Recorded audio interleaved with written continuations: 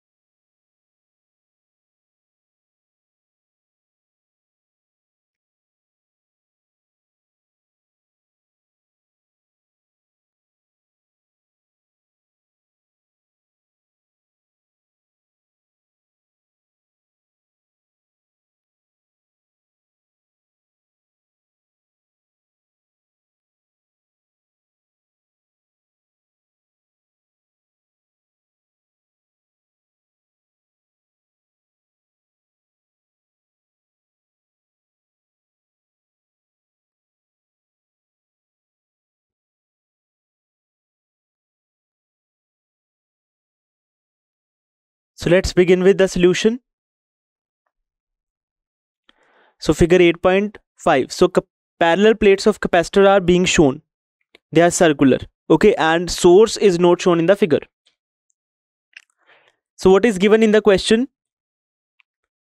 Radius of each circular plate are equal to 12 centimeter, which is equal to 12 into 10 to the power minus 2 meter.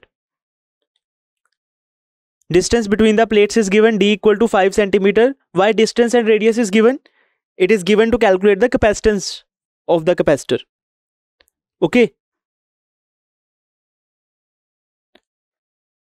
So d equal to 5 centimeter, 5 into 10 to the power minus 2 meter. Charging current I equal to 0.15 ampere. Permittivity of free space epsilon naught is equal to 8.85 into 10 to the power minus 12 coulomb square per Newton meter square. Now we will calculate the area of the plates of the capacitor to calculate its capacitance. So capacitance between the two plates is given by the relation So we know that how we can find the capacitance of parallel plate capacitor. C equal to A epsilon naught upon D according to NCERT equation 2.43, where A is the area of the plates and D is the distance between the plates. Since plates are circular, A equal to pi r square.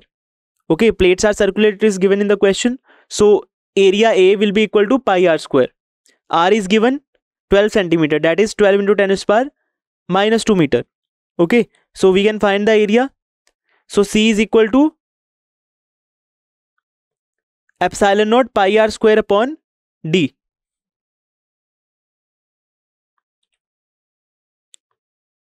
Okay, so put the values of R and D, epsilon naught and pi to find the capacitance of the capacitor. So C is equal to epsilon naught pi r square by D. So substituting the values, R equal to 12 into 10 to the power minus 12 meter, D equal to 5 into 10 to the power minus 12 meter.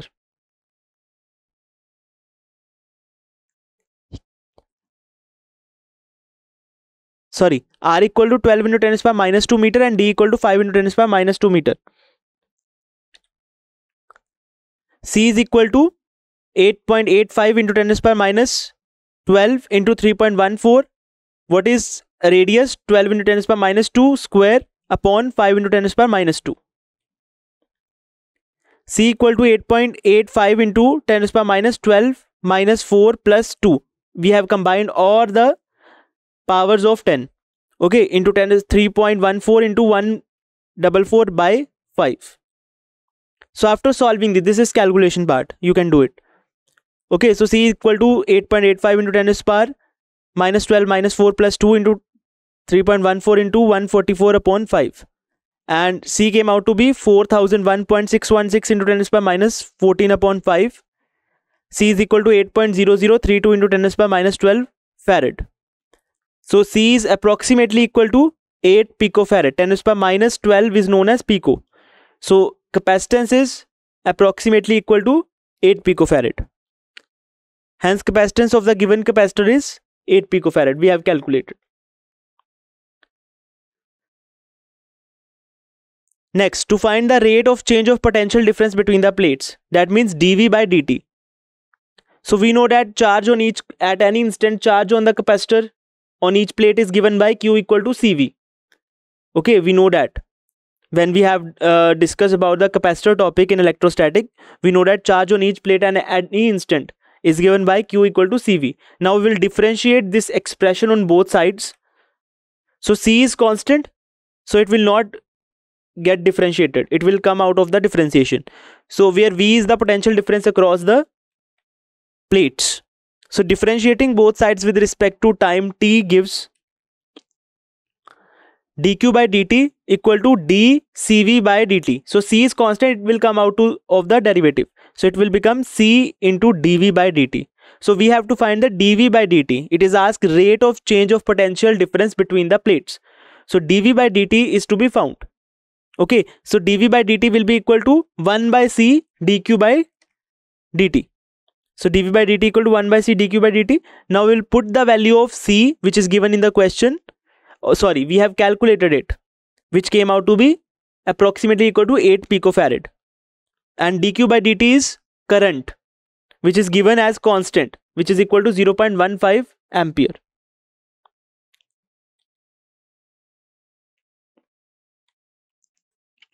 Okay, so dv by dt is equal to 1 by c dq by dt. Since dq by dt is equal to current, we know that rate of flow of charges with respect to time through any cross section held perpendicular to it is known as current. So dq by dt is equal to current I. So dv by dt is equal to I upon c. Okay, put the values of I 0.15 and c 8 picofarad. You will get the rate of change of potential difference. So dv by dt is equal to I by c. So given that charging current is constant, that is I equal to 0.15 ampere, dv by dt is equal to 0.15 upon 8 into 10 to the power minus 12, that is 8 picofarad. So dv by dt is equal to 1.87 into 10 to the power 10 volt per second. So rate of change of potential difference with respect to time is huge. It is of order of 10 to the power 10. Okay, huge value. B part. Since the capacitor is being charged, the displacement current across the plates will be same as the conduction current.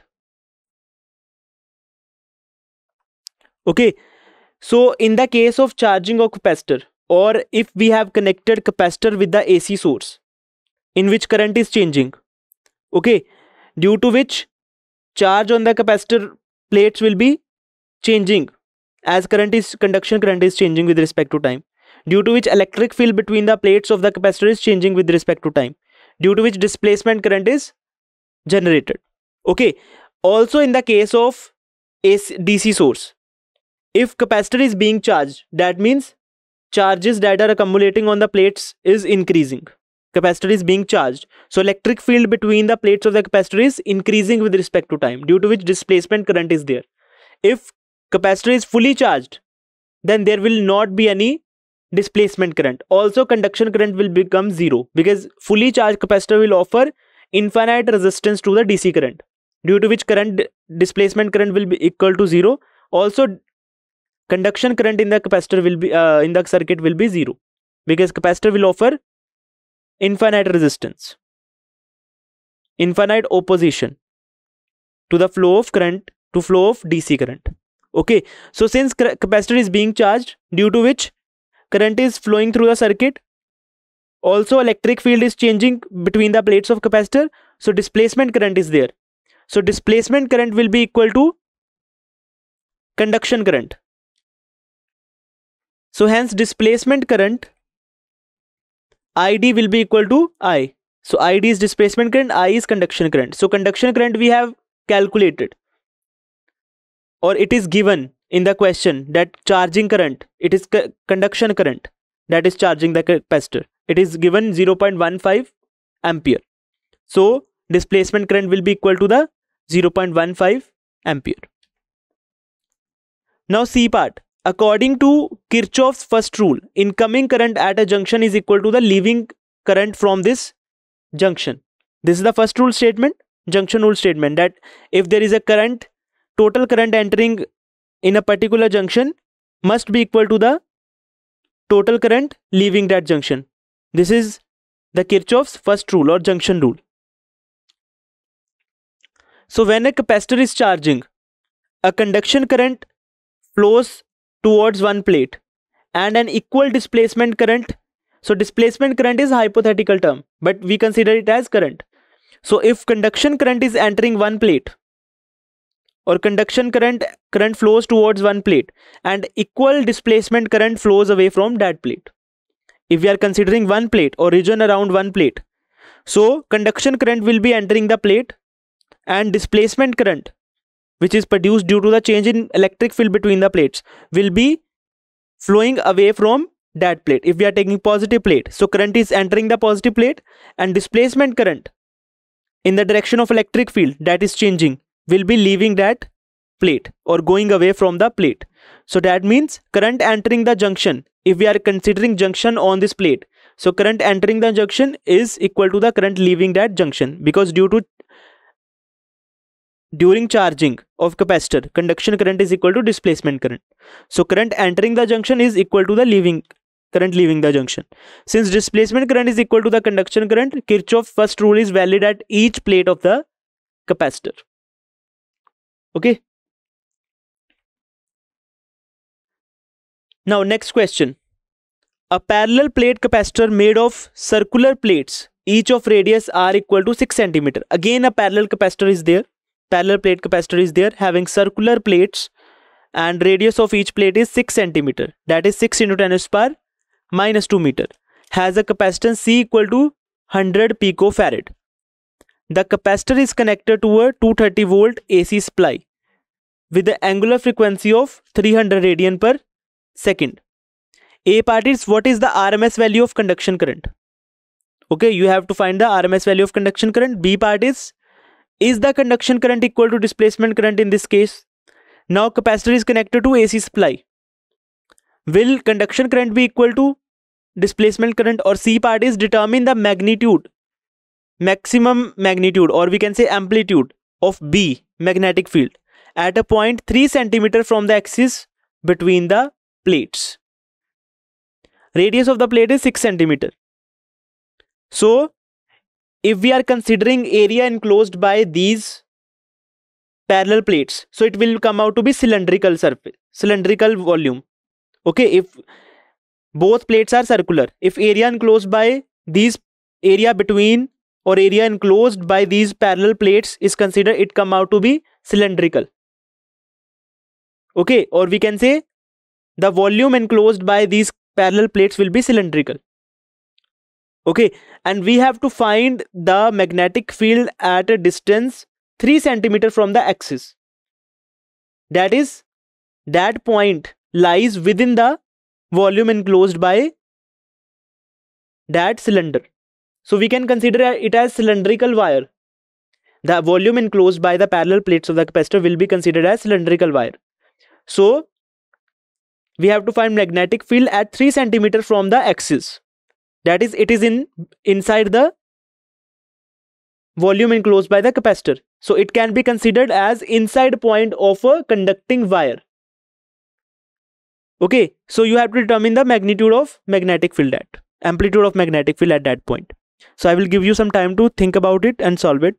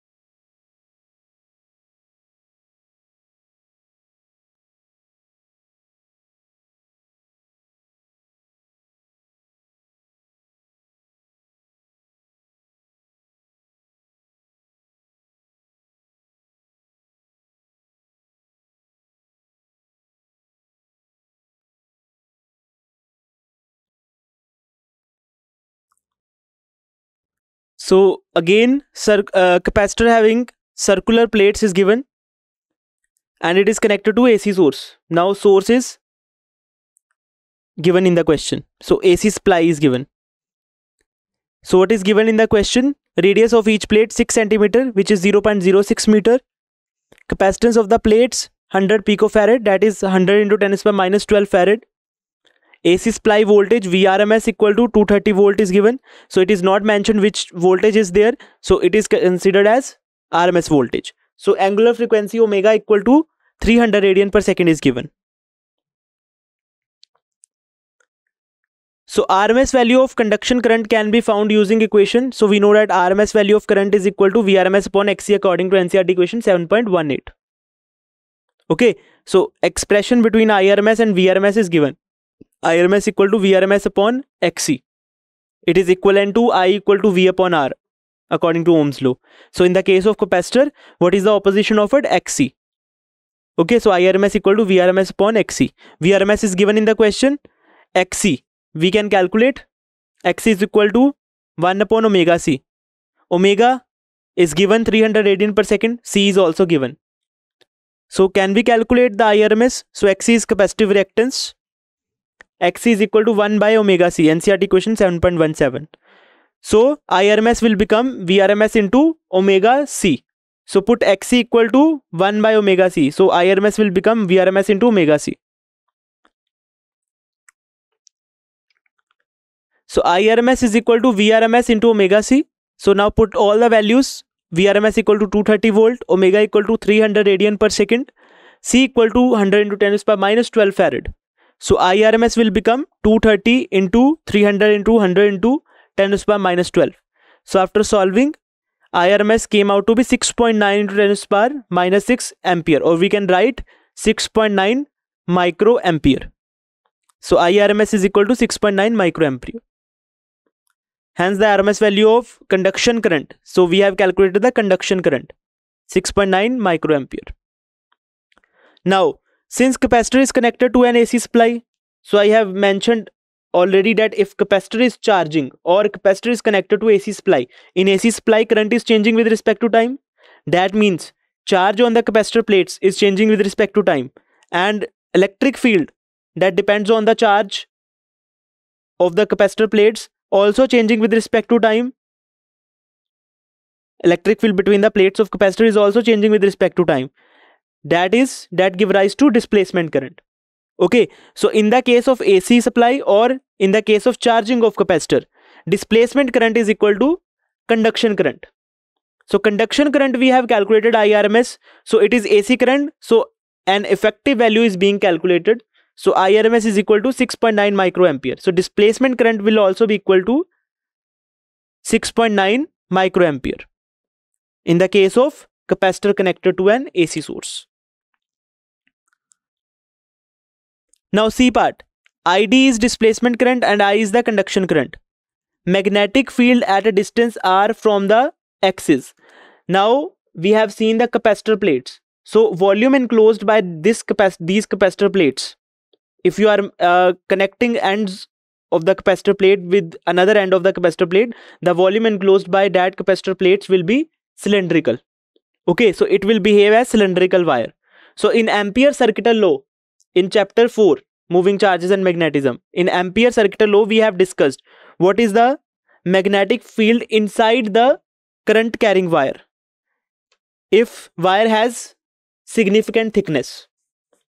Okay, so it is considered as, now the volume enclosed between the plates of the capacitor is considered as current carrying wire. And which type of current? Displacement current carrying conductor. Okay, so we have asked the magnetic field at from the axis, distance is 3 centimeter and radius is 6 centimeter. That means that point is inside that volume, inside that hypothetical wire. Okay, so magnetic field inside a conducting wire, expression for this is given by B equal to mu naught by 2 pi ID upon R square into R. Capital R is here radius of that wire, or here radius of capacitor plates. Okay, small r is the point, distance of the point from the axis of the wire at which magnetic field is to be found, and mu naught is magnetic permeability. According to NCERT equation 4.15, this equation has been taken from 4th chapter, that is moving charges and magnetism. So R is radius of wire, mu naught is free space permeability, which is equal to 4.10⁻⁷ Newton per ampere square. So BRMS, so we are calculating, we have used RMS current here, so we are calculating BRMS, but what we have to calculate? Amplitude, B naught. At the last we will calculate B naught or BM from the BRMS. So BRMS is equal to mu naught by 2 pi IRMS upon R square R. Since conduction current is equal to displacement current in this case, so ID can be written as conduction current IC, which is equal to IRMS here.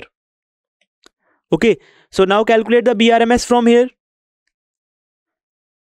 So putting the value of IRMS equal to 6.9 microampere, R equal to 0.06 meter and R equal to 0.03 meter.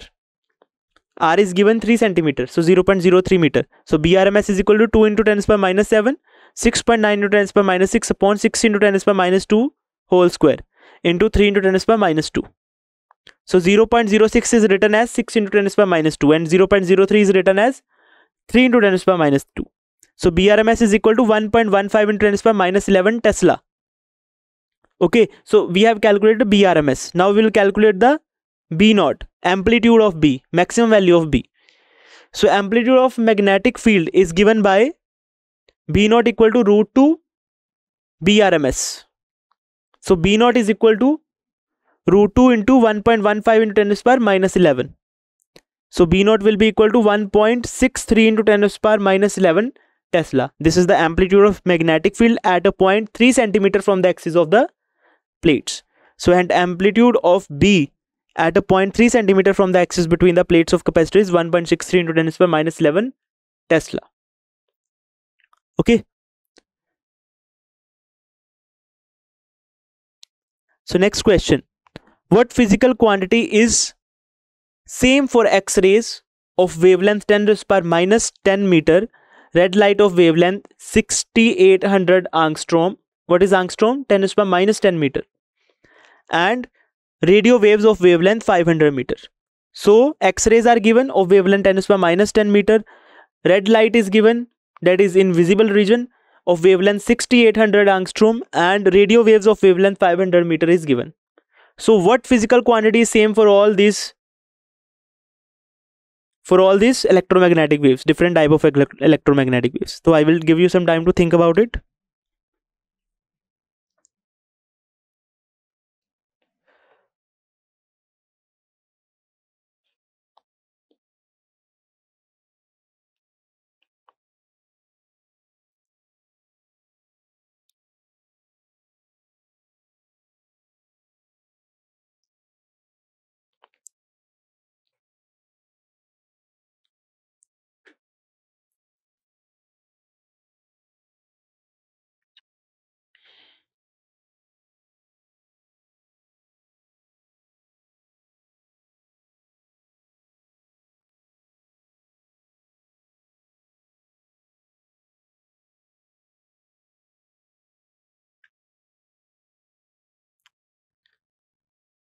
So let's see the solution. In a vacuum, all electromagnetic waves. So we have discussed that speed of electromagnetic wave is same for all the electromagnetic waves.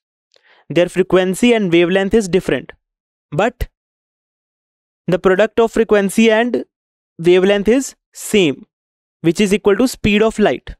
So in vacuum, all electromagnetic waves, regardless of their wavelength or frequency, travel at the same speed, which is approximately given by c equal to 3 into 10 raised power 8 meter per second.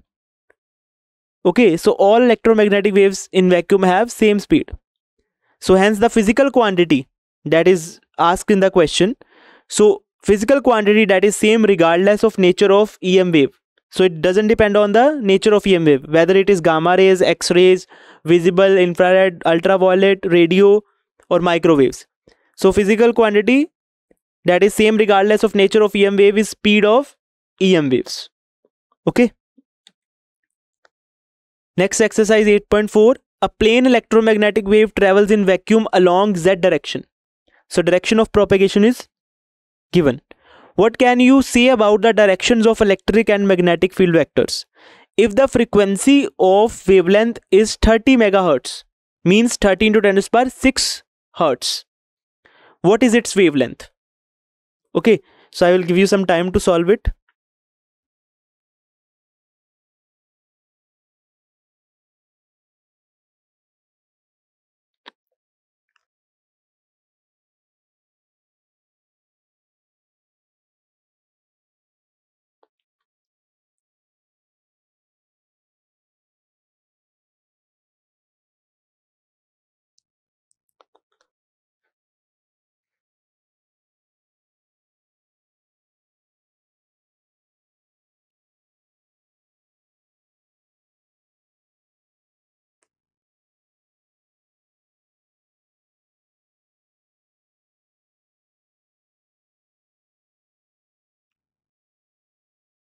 So you can write your answers in comment section.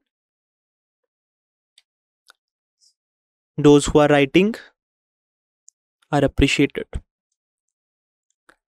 In a plane electromagnetic wave traveling in a vacuum, the electric field vector E and magnetic field vector B are always perpendicular to each other. So we have discussed that electric field, magnetic field vector and direction of propagation, all these three things are mutually perpendicular to each other. So electric field is perpendicular to magnetic field, and both electric field and magnetic field are perpendicular to the direction of propagation of wave, in which wave is moving. So E and B are also perpendicular to the direction of propagation. Direction of propagation of planar EM wave is given by the direction of cross product. So we have also discussed that direction. How can we find the direction of propagation? Directions of electric field and magnetic field. Okay. So E vector cross B vector. Sorry, E cap cross B cap. So you can take cross product of E and B directly also. It will also give the direction, but it will give the magnitude also. Okay, so we have to take direction, cross product of directions to find the direction only. So if we are interested in finding the direction of propagation, we have to take the cross product of directions of electric and magnetic field. So direction of electric field is represented by unit vector E cap, and direction of magnetic field is represented by unit vector B cap. So E cap cross B cap will give the direction of propagation. So given that the wave is traveling in Z direction, so we know that wave is traveling in Z direction. That means, because both magnetic field and electric field, they are perpendicular to direction of propagation, so they should be in XY plane. Okay, if E and B both are in XY plane, that means they are perpendicular to the direction of propagation. Only this is the case. So if wave is traveling in Z direction, E and B, electric field and magnetic field, should lie in XY plane and are mutually perpendicular to each other.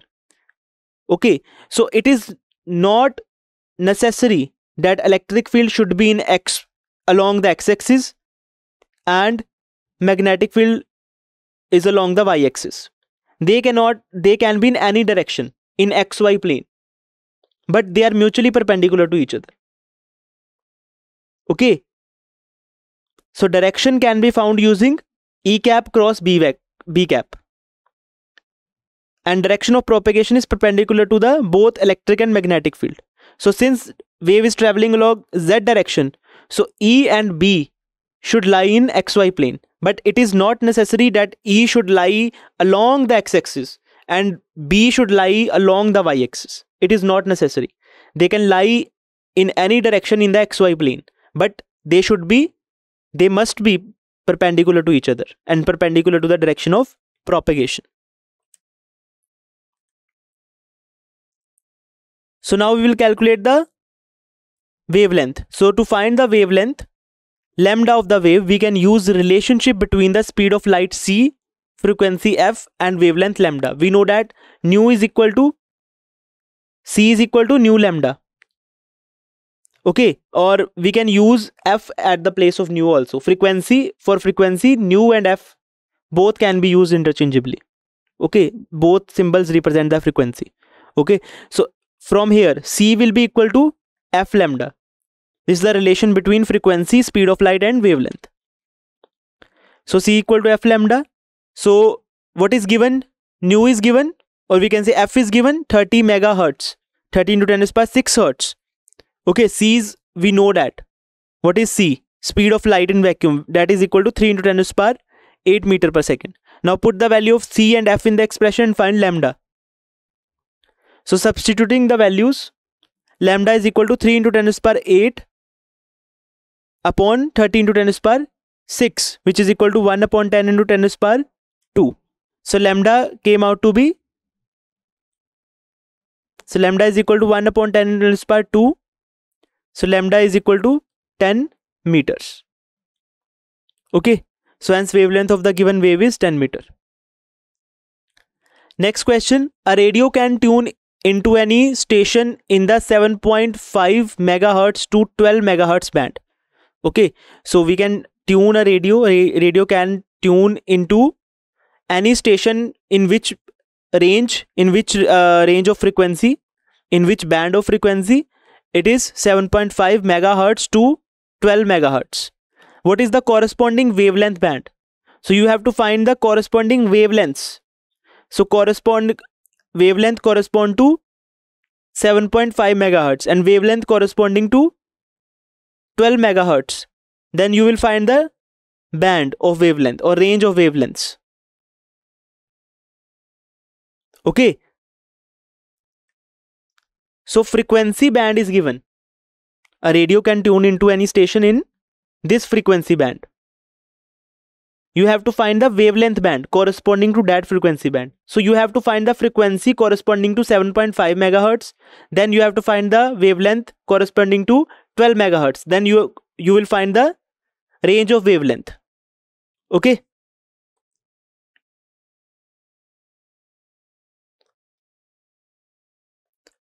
So I will give you some time to think about it.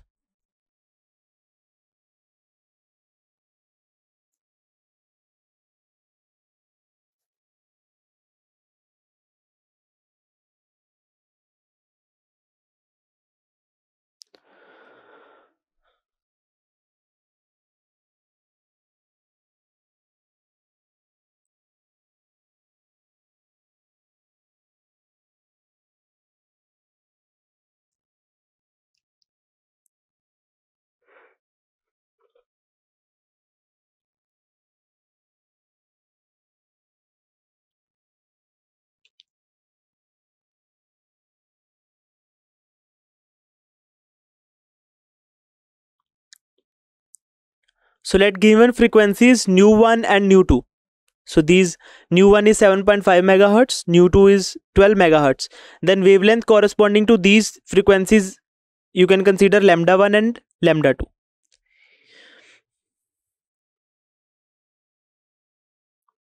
Using relation C equal to V lambda, nu lambda. So lambda 1 will be equal to, so using this relation C equal to nu lambda. So lambda 1 will be equal to C by C is same. Okay, speed of electromagnetic wave will not change. Okay, only we are going to calculate the wavelength corresponding to the frequency. So lambda 1 will be equal to C upon nu 1 and lambda 2 will be equal to C upon nu 2. So lambda 1, put the value of C, which is 3 into 10 to the power 8 meter per second, upon what is nu 1 given, 7.5 megahertz. That means 7.5 into 10 to the power 6. So lambda 1 will be equal to 300 upon 7.5 after solving it. So lambda 1 will be equal to 40 meter. So wavelength corresponding to 7.5 megahertz came out to be 40 meter. Now lambda 2 can be calculated. So lambda 2 will be equal to C upon nu 2.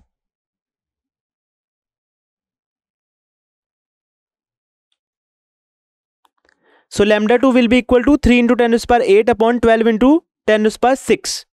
So nu 2 is given 12 megahertz. Okay.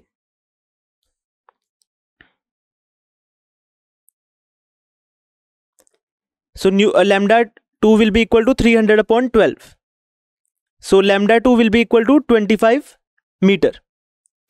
Okay. So wavelength corresponding to 12 megahertz frequency came out to be 25 meter. So band of wavelength came out to be 25 meter to 40 meter. So hence corresponding wavelength band will be from 25 meter to 40 meter. Okay. Next question. A charged particle oscillates about its mean equilibrium position with the frequency of 10 to the power 9 hertz. What is the frequency of the electromagnetic waves produced by the oscillator? Okay. So charged particle is oscillating and frequency of its oscillation is given. So the electromagnetic waves are producing by these oscillations. So what is the frequency of electromagnetic wave produced by the oscillator? So I will give you some time to think about it.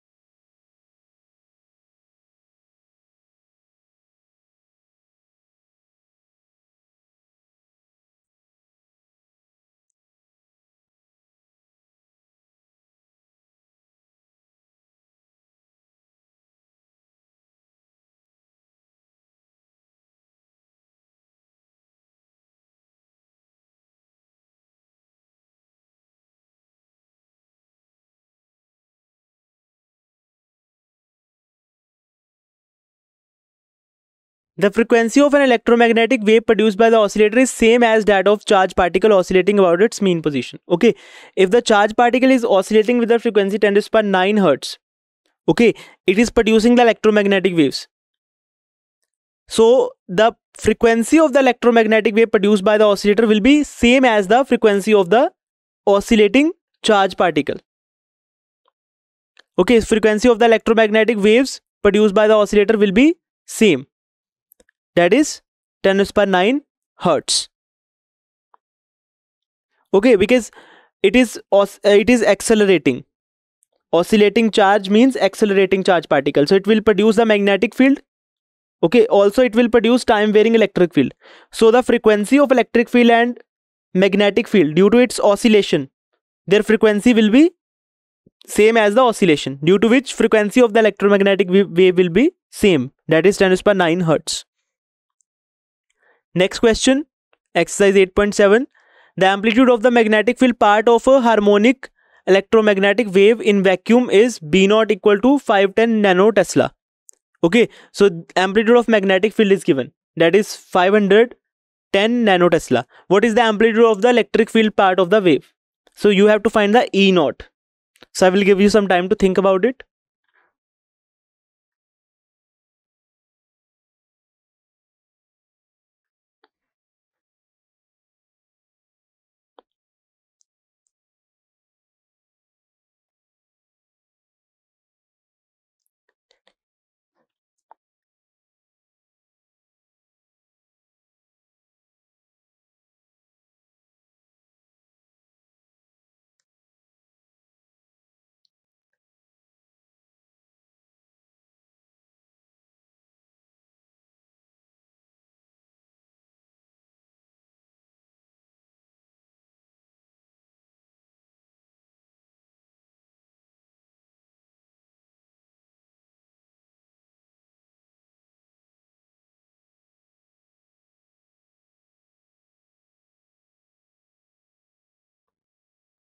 So what is given in the question? Amplitude of magnetic field B naught 510 nanotesla is given. Okay, so 510 into 10 to the power minus 9 Tesla. So speed of the light in vacuum is given. It is also known. If it is not given in the question, you know the value of speed of light in vacuum. So that is 3 into 10 to the power 8 meter per second. We know that relation between E naught, B naught and C, relation between amplitude of electric field, magnetic field and speed of light, we have discussed in theory lecture. So amplitude of electric field of electromagnetic wave is given by the relation B naught equal to E naught upon C. I have mentioned that amplitude of magnetic field is very small as compared to electric field. Okay, electric field vector is also known as light vector. So most of the interaction that electromagnetic wave is doing with the matter is due to the electric field vector, because magnitude of magnetic field vector is very small.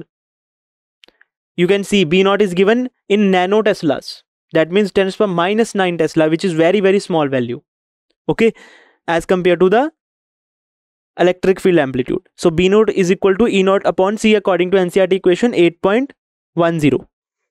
So E naught will be equal to C B naught. So C we know, B naught is given in the question. So we can find the E naught. E naught is equal to 3 into 10 to the power 8 into 510 into 10 to the power minus 9. So E naught will be equal to 153 Newton per Coulomb. Okay.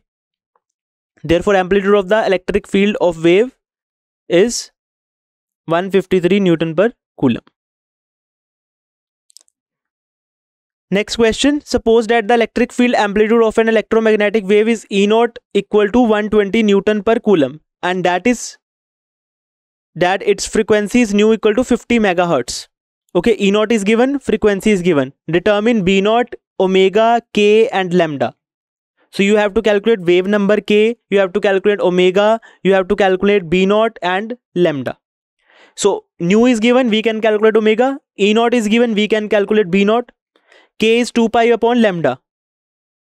Okay, so nu is given, lambda can be calculated, and K, if we calculate the lambda, K can be calculated. Okay, and B part is find expression for E and B. Okay, so I will give you some time to think about it.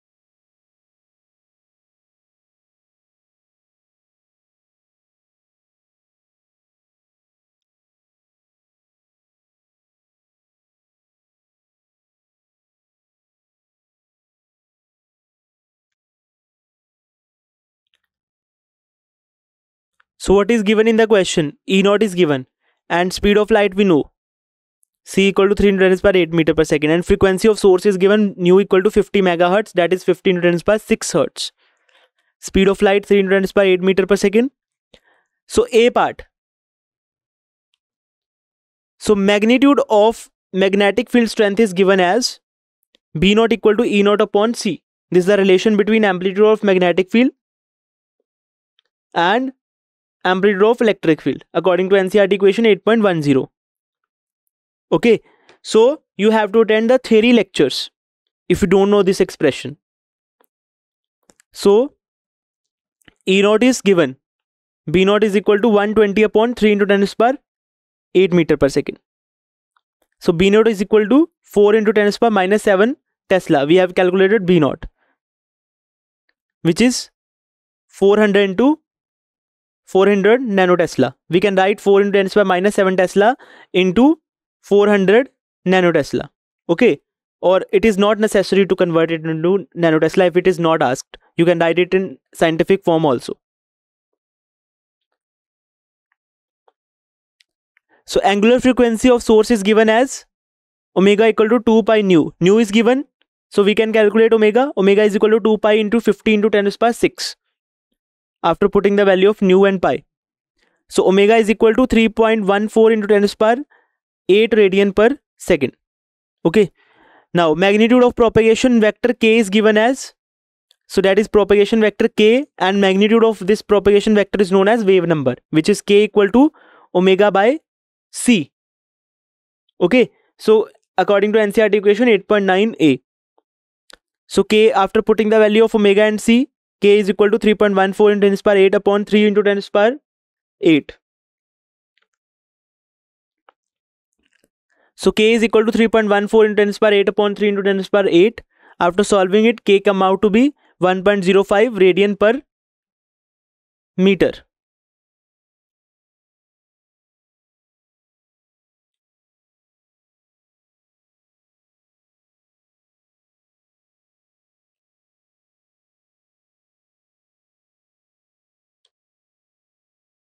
So wavelength of wave is given as lambda equal to c upon nu. Okay, we know that c equal to nu lambda. So lambda is equal to c upon nu. NCERT equation 8.9b. So lambda is equal to, after putting the value of c and v, 3 into 10 raised power 8 upon 15 into 10 raised power 6. So lambda came out to be 6 meter. Now B part, we have to find the expression of E and B. But the direction of propagation is not given in the question. How can we find the expression of E and B if direction of propagation is not given? So we'll take the arbitrary direction, any direction. Okay, so suppose the wave is propagating in positive x-axis. So we'll take the positive x-axis as the direction of propagation of wave. Direction of propagation of planar EM wave is given by the direction of cross product. Now we will do again same thing that we have discussed in our one of the previous questions.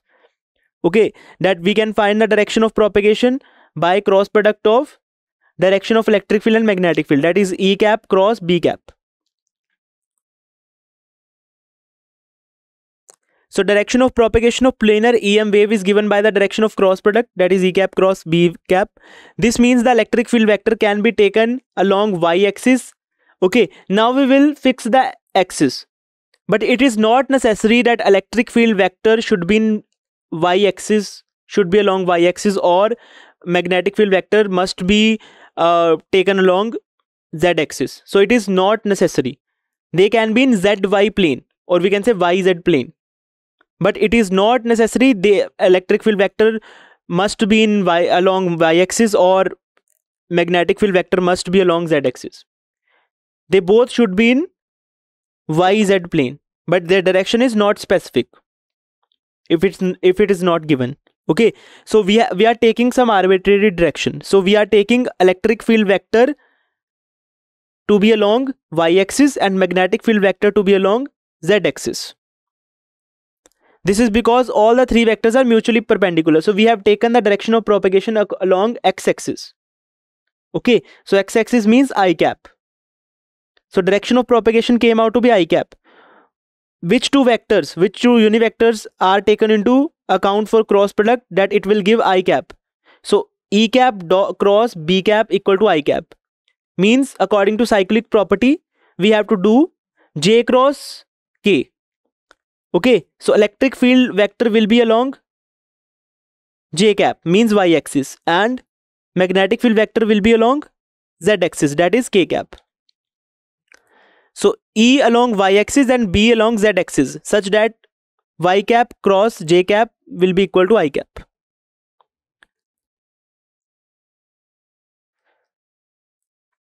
Equation of electric field vector can be given as, now equation of electric field vector, that Y cap is representing unit vector along Y axis, that is also represented by J cap, and Z cap is representing unit vector along the Z axis, that is also represented as K cap. So electric field vector is along Y axis, so E will be equal to E naught sine, this is the equation for electric field, E naught sine kx minus omega t, and direction is J cap. Now put the value, we have calculated the value of K and omega and also E naught. Put this value in the equation.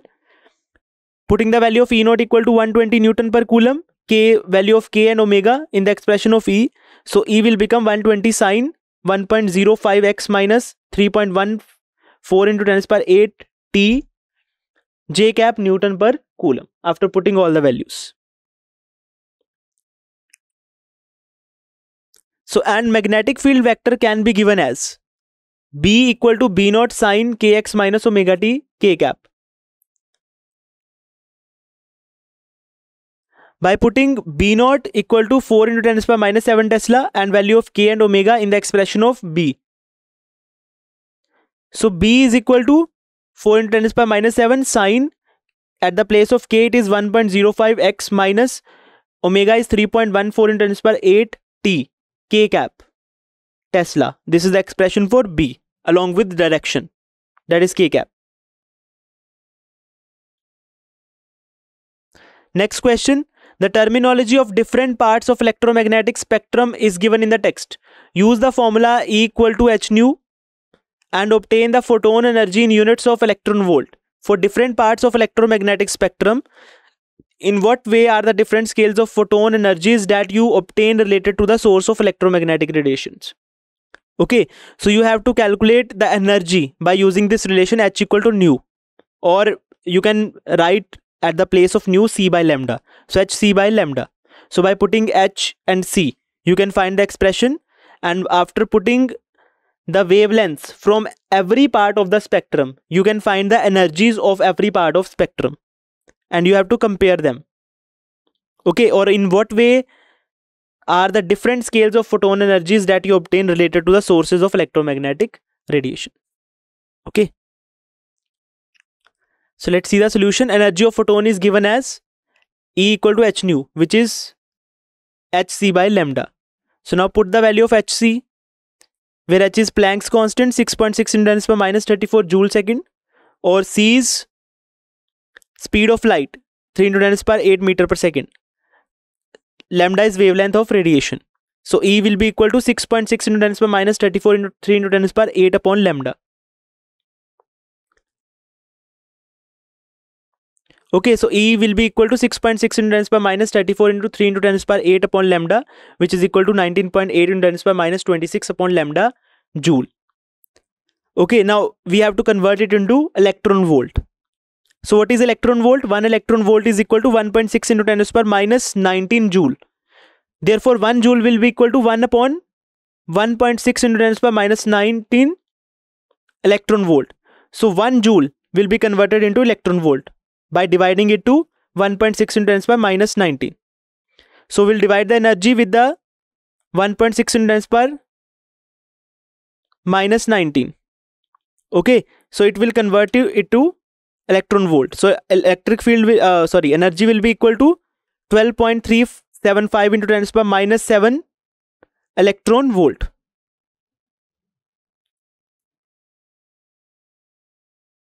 Okay, and lambda. Now we will put the lambda value according to the electromagnetic spectrum.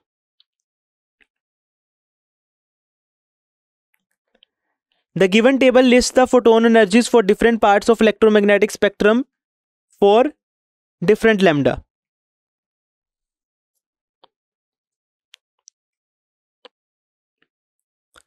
Now, from the different parts of spectrum, lambda is taken as 10 to the power 3, 1, 10 to the power minus 3, 10 to the power minus 6 from different region, from infrared region, from microwave region, from radio waves, from visible, from ultraviolet, from different regions.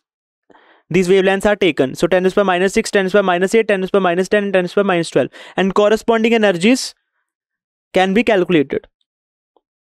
Okay, the photon energies for different parts of spectrum of a source indicating the spacing of relevant energy levels of the source. Okay, so what that line means, that energy levels in atomic level or nuclear level. Okay, nuclear level energy levels we will discuss in nuclei chapter, and atomic level energy levels, you know, in the hydrogen atom energy levels, ground level energy, first orbit, second orbit energy level, ठीक है, that orbits. Okay, so it represents the spacing between the energy levels. So if the space between the energy levels is more, then energy released will be more. So for example, lambda equal to 10 to the power minus 12 corresponds to photon energy 1.24 mega electron volt. And this indicates that nuclear energy level transition between which. So at nuclear energy level, there is an excited nuclei. Okay, in the radioactive decay, there is an excited nuclei. It will come to ground state by emitting the gamma rays. Okay, so it causes gamma ray emission, which are typically spaced by, so that these energy levels, excited nuclei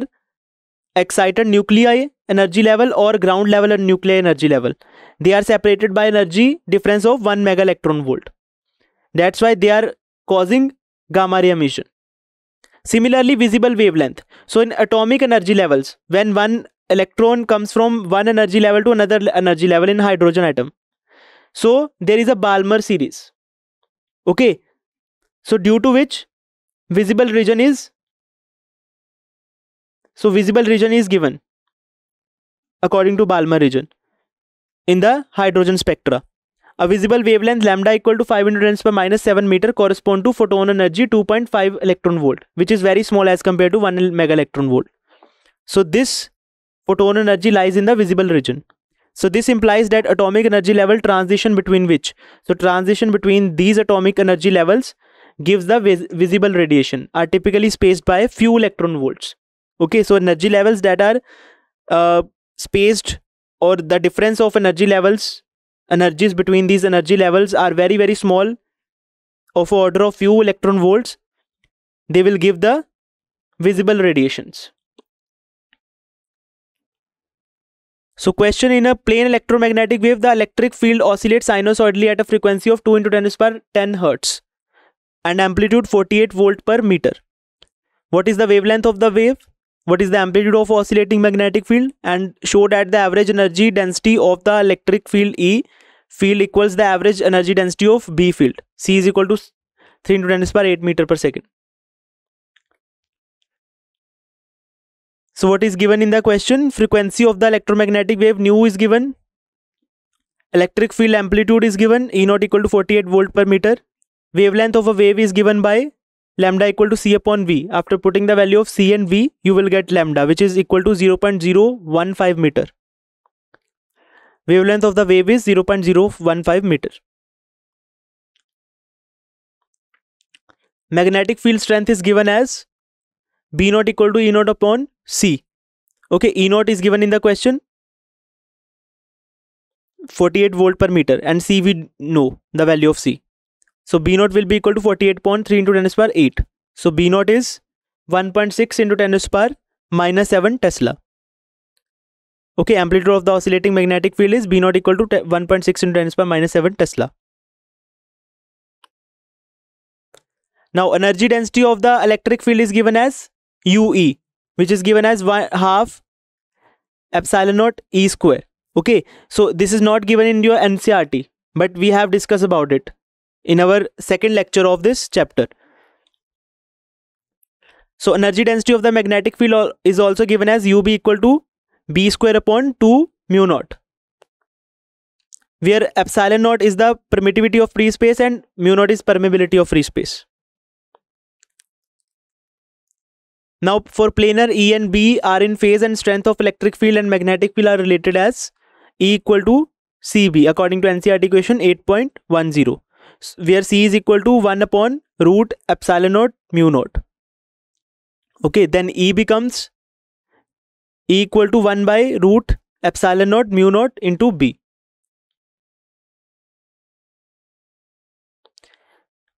Okay, so this is the expression for E. Squaring on both sides, E square will be equal to B square upon epsilon naught mu naught.